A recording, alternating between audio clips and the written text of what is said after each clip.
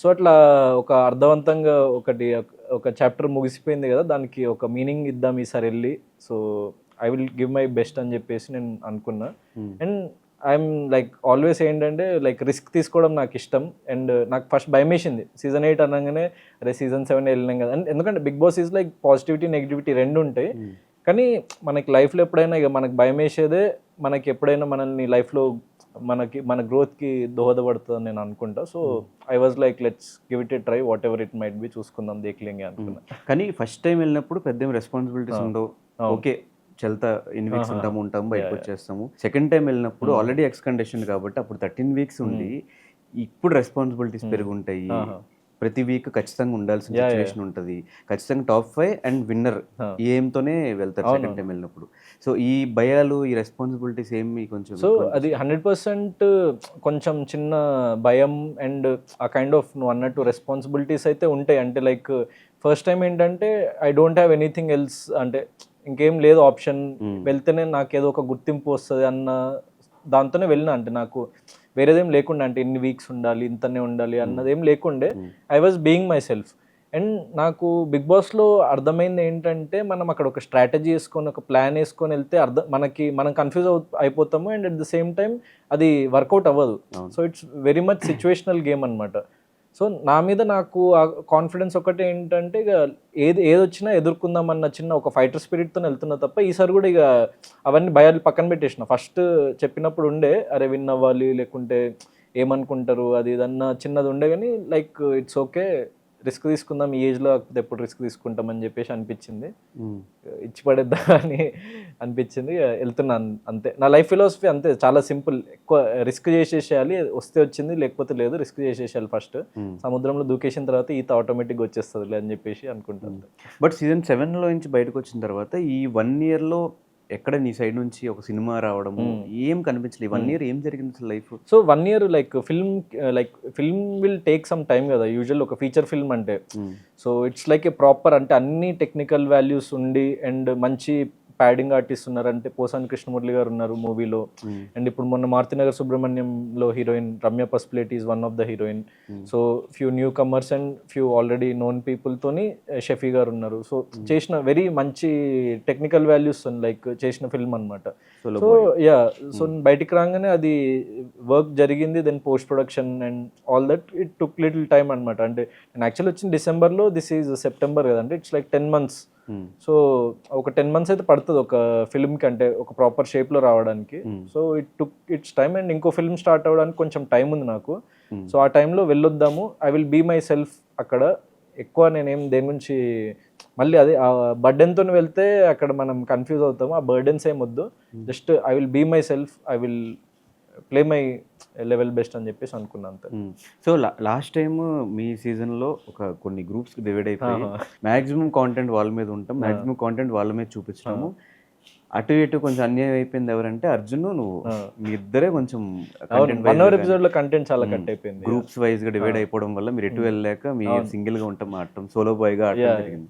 So ఈ season ఏమన్నా strategies గ్రూప్గా ఫామ్ అవుదాము లేదంటే లేదు, అట్లేం లేదు. గ్రూప్ నాకు ఎప్పుడు అంటే నేను పర్సనల్గా బిలీవ్ చేసేది ఏంటంటే, ఇప్పుడు మనకి ఏదో అక్కడ కనిపించాలనో ఏదో గేమ్ కోసమో నన్ను నేను చేంజ్ చేసుకోవాలని ఎప్పుడు అనుకోను అనమాట.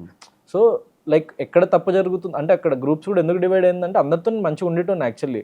కానీ ఎప్పుడైనా ఏదైనా డిస్టర్బెన్స్ వచ్చినప్పుడు ఆ గ్రూప్ ఈ గ్రూప్ అని లేకుండా అందరిని నామినేట్ చేయడం కానీ, వాళ్ళతో ప్రతి ఒక్కరితో ఫైట్ అయింది ఒక పాయింట్లో.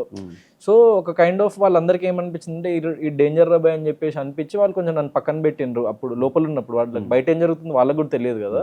అండ్ నా రియల్ క్యారెక్టర్ ఏంటో వాళ్ళు అసెస్ చేయలేకపోయినరు. అప్పుడు బయట జనాలకి అర్థమైనంత వాళ్ళకి తెలియదు కదా లోపల హౌస్లో ఉండి. సో కొంచెం నన్ను పక్కన పెట్టిండ్రు. But I was like okay, like what ever it is అన్నది అనుకున్నా. కానీ ఒక పాయింట్ వచ్చిన తర్వాత, ఒక 7-8 weeks అయిపోయిన తర్వాత మాత్రం దే ఫెల్ట్ లైక్, అంటే వాళ్ళకి అనిపించింది అంటే గౌతమ్ చాలా స్ట్రాంగ్. ఫస్ట్ 4-5 weeks ఏమో చాలా లైట్ తీసుకుంటారు, వీడు కొత్తోళ్ళే ఎన్ని రోజులు ఉంటాడు, every week they will be like, అంటే వెళ్ళిపోతాడేమో అన్నట్టు అనుకునేటోళ్ళు. ఫస్ట్ 2-3 weeks అయితే అసలు ఇంకా అది దారుణంగా ఉండేది. ఒక 2 సార్లు పెద్ద వాళ్ళే అన్నారనమాట, అంటే ఈ వీక్ వీడు వెళ్ళిపోతాడు అది అని. నాకు కొంచెం బాధ అనిపించింది అప్పుడు. కానీ 13 weeks అసలు ఎవరికి తెలియకుండా, ఇంకా అసలు ఆ గ్రూప్స్ లేకుండా, గ్రూప్ ఓటింగ్ లేకుండా, జస్ట్ నాకంటూ ఒకటి సపరేట్గా ఒక సోలో ఫైటర్ లాగా ఒక ట్యాగ్ వస్తుంది, అదేం ఎక్స్పెక్ట్ చేయలేదు నేను. సో నేను సోలో గుండా ఆడడం వల్ల ఇదంతా ఒకటి వచ్చింది కదా ఇండివిజువల్ గేమర్ లాగా. సో అది నాకు చాలా హ్యాపీ అనమాట. So whatever happen and I will be like that only. అంటే I'm a very individual person. So నాతో మంచిగా ఉన్నోడితో ఆబ్వియస్లీ మంచిగా ఉంటాను. నేను కావాలని సెపరేట్గా వెళ్ళిపోవడం అట్లేం ఉండదు. So will see. అంటే స్ట్రాటజీ ఏం లేదు దానికి. అంటే నిజంగా నాకు ఒక పాజిటివ్ పర్సన్ అనిపించి నా ఫ్రెండ్ అయింది అనుకో, ఫ్రెండ్ అవ్వచ్చు, లేకుంటే అవ్వకపోవచ్చు. అది చెప్పలేము మనం లోపలికి వెళ్ళేవారు. కానీ ఈసారి టార్గెట్ ఏంటి, విన్నింగా లేదంటే జస్ట్ ఊరికి చిల్ అయ్యి వద్దాం ఒక 5-10 సో చిల్ అయ్యొద్దామని కాదు, 100% అదొక వార్ జోన్ లాంటిది. అక్కడికి వెళ్ళి చిల్ అవ్వలేము. చిల్ అవ్వాలంటే మనం ఎక్కడికో బాలికో మారిషస్కి వెళ్ళిపోవాలి. సో అక్కడ ఒక లెవెల్ ఆఫ్ మెంటల్ స్ట్రెస్ అయితే ఉంటుంది. కానీ లైక్ వి విల్ సి. అంటే వాట్ ఎవర్ ఇట్ ఈస్ దేఖ్లేంగే అన్న కైండ్ ఆఫ్ మైండ్ సెట్తో వెళ్ళినోడు సస్టైన్ అవ్వగలుగుతాడు అక్కడ.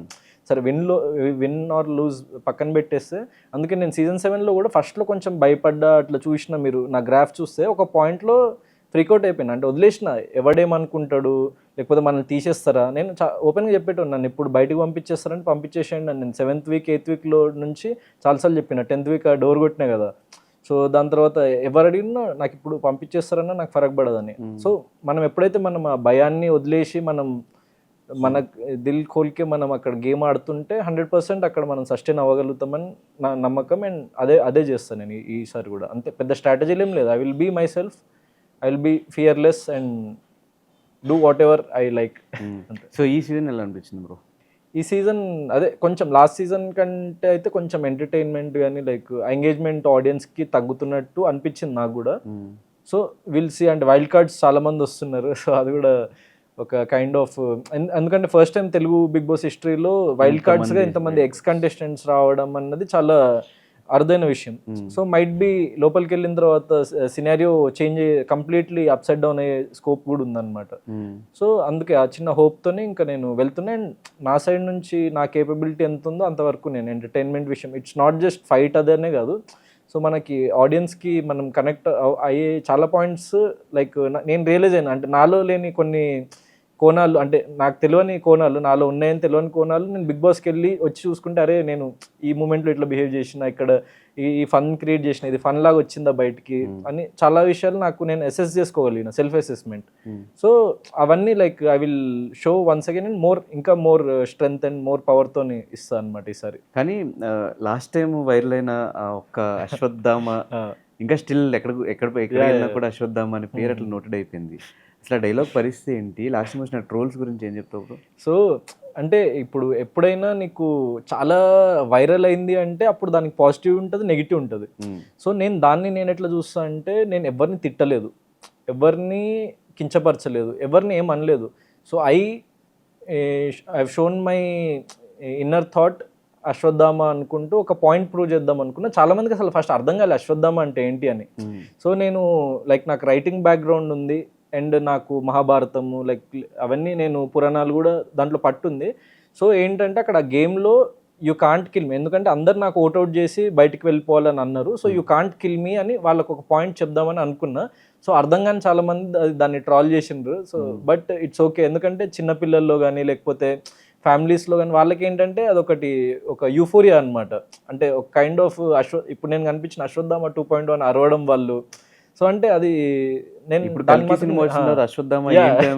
ఒక యాక్చువల్ ఒక రీసెంట్లీ ఒక మీమ్ వచ్చింది, చాలా ఫన్నీ ఉండి. అంటే కల్కిది అండ్ నా అశ్వత్థామ అది పెట్టి అశ్వత్థామ చావలేదు అనేది డైలాగ్ ఉంటుంది కదా సో అది పెట్టి నాది వేసింది. అది మీమ్ కామెడీ కానీ బాగుండే. సో దాన్ని పాజిటివ్గానే తీసుకుంటాను. ఎందుకంటే ఇప్పుడు ఒక మనిషిని నేను కించపరిచి లేకపోతే వేరే వాడిని డౌన్ చేసి సో నేను ఏమైనా చేసి ఉంటే నేను అది రిగ్రెట్ అవుతారా, అట్లా చేసి ఉండకూడదు ఆ మూమెంట్ అని. నేను ఎవరినేం అనలేదు. సో నేను ఒకటి అనుకొని ఒక డైలాగ్ చెప్పిన, దానికి వాడు ట్రాల్ చేస్తే నేను ఏం చేయలేనని లైట్ తీసుకున్నాను.